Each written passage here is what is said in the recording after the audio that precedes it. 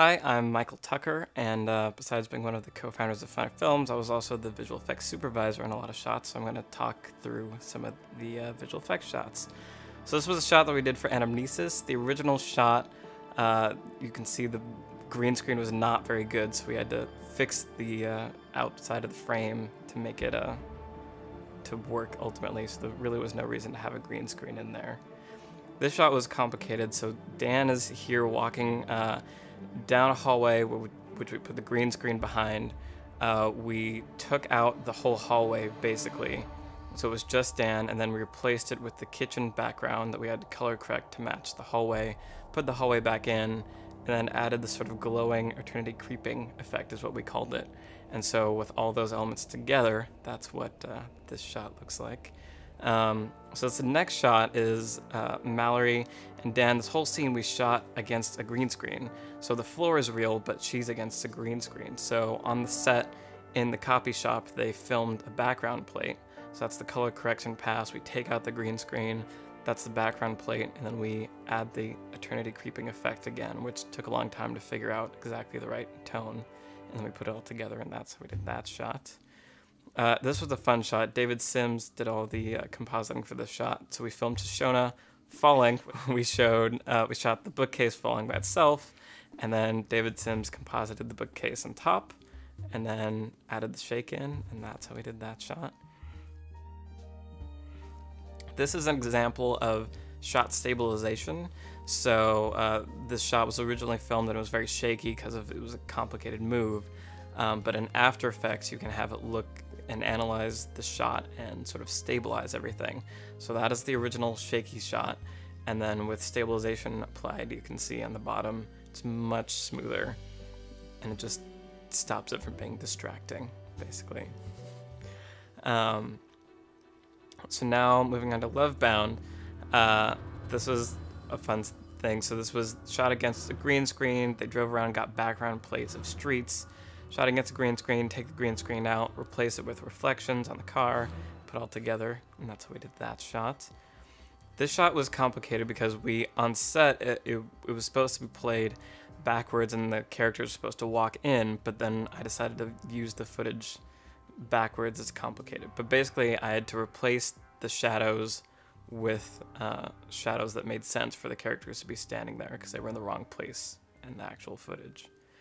This is an example of a shot that didn't really have anything like visually effecty about it, but I wanted it to look like a busier thing, so we spliced together two shots where the trains were together to give it that.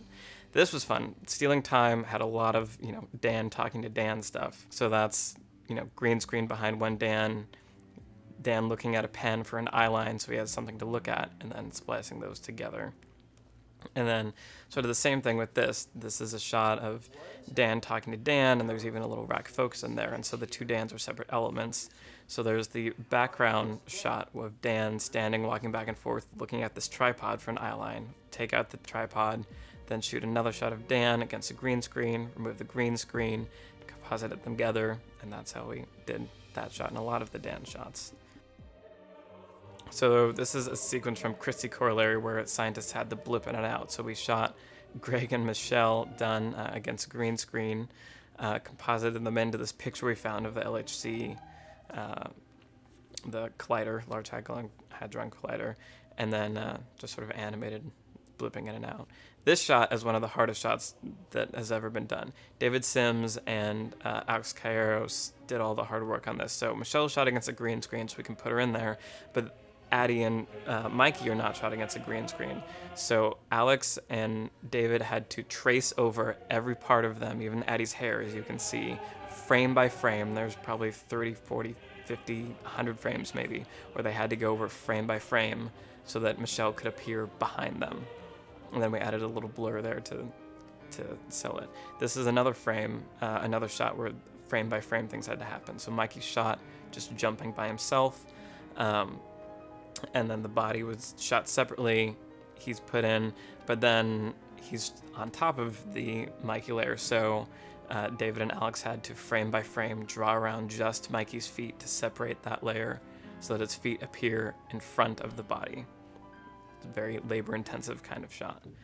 This we did all over Unsustainable and Imperfect as well, where on set, all of this was just shot green screen so that we could figure out what's going to be on the computer later. So we add the reflection back in, and then we're able to put whatever we want, and that helps us control the timing and stuff like that. This is similarly a very complicated shot. So we went to, okay, so that is a computer simulation of fake money, which was used, and I ran it with a lot more money to create this CG pile of money. And then that is composited in with CG fire and all these layers. And then we take the green screen out, track the iPad, and then that's how that shot is accomplished.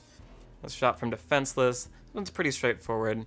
Jillian on the car against green screen, take out the green screen, and then put in a background plate. We spent a bunch of nights just filming background plates of stuff going by. Same thing here with Sophie.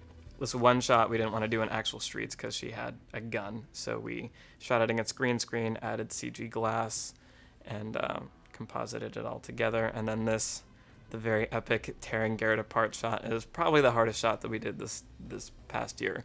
There's so many layers.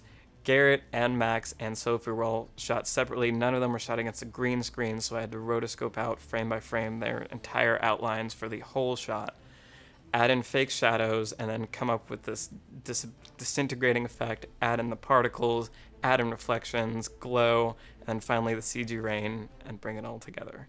So that's a glimpse of some of the visual effects we've done in this past year at Finite Films.